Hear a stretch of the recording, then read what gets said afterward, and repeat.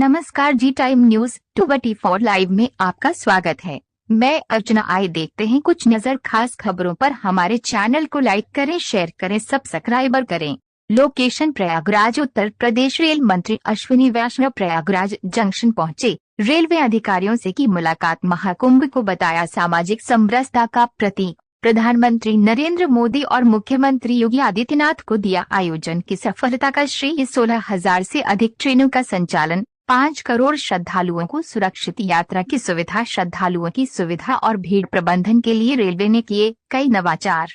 महाकुंभ से मिली सीख के आधार पर रेलवे मैनुअल में होंगे स्थायी सुधार। महाकुंभ नगर 27 फरवरी 2025। रेल मंत्री अश्विनी वैष्णव आज प्रयागराज जंक्शन पहुंचे और रेलवे अधिकारियों से मुलाकात कर महाकुंभ के दौरान रेलवे की व्यवस्थाओं की समीक्षा की। उन्होंने कहा कि महाकुंभ का ये आयोजन भारतीय संस्कृति और सामाजिक समरसता का प्रतीक है।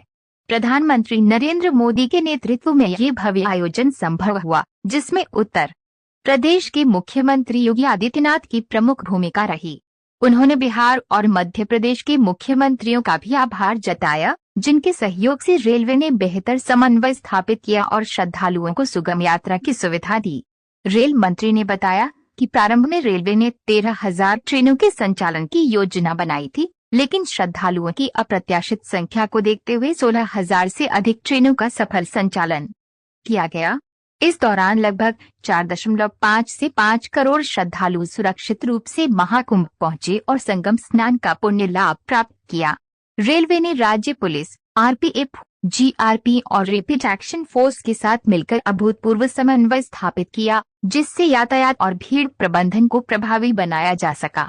प्रधानमंत्री नरेंद्र मोदी के निर्देशानुसार श्रद्धालुओं को केवल भीड़ न समझकर उनकी श्रद्धा और भक्ति को प्राथमिकता दी गई।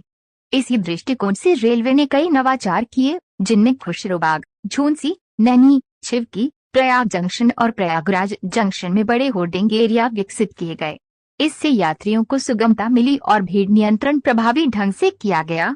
महाकुंभ के 45 दिनों के इस महा आयोजन में रेलवे के विभिन्न विभागों ने अत्यंत समन्वित रूप से कार्य किया, जिससे संपूर्ण व्यवस्थाएं सुचारू बनी रहीं और किसी भी प्रकार की अव्यवस्था नहीं होने दी गई। रेल मंत्री ने कहा कि इस महाकुंभ से मिली सीख को रेलवे मैनुअल में स्थायी रूप से शामिल किया जाएगा, ताकि भविष्य में अन्य बड़े आयोजनों में इसका लाभ उठाया जा सके।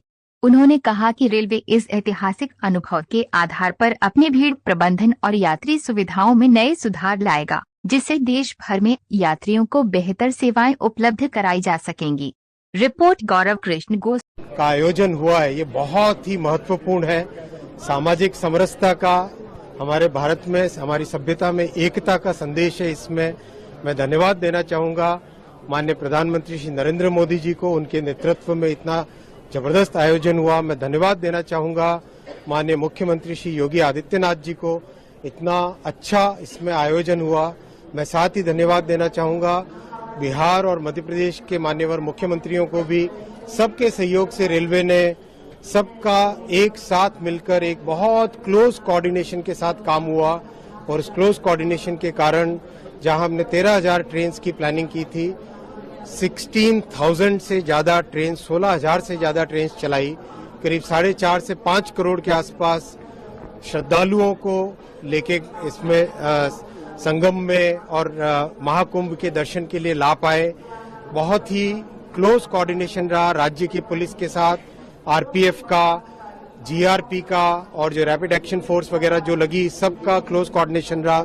रेलवे के सभी विभागों का बहुत अच्छा क्लोज कोऑर्डिनेशन रहा।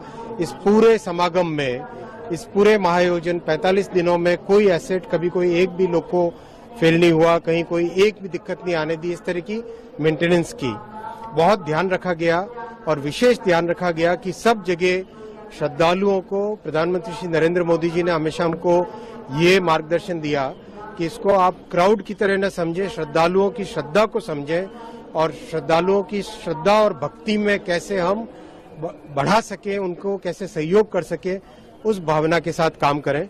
कई अच्छे इनोवेशंस हुए, जैसे खुसरोबाग का जो होल्डिंग एरिया बना, बहुत बड़ा इनोवेशन था। उसके कारण सर्ज क्राउड जब आया तो उसको मेंटेन करना आसान रहा।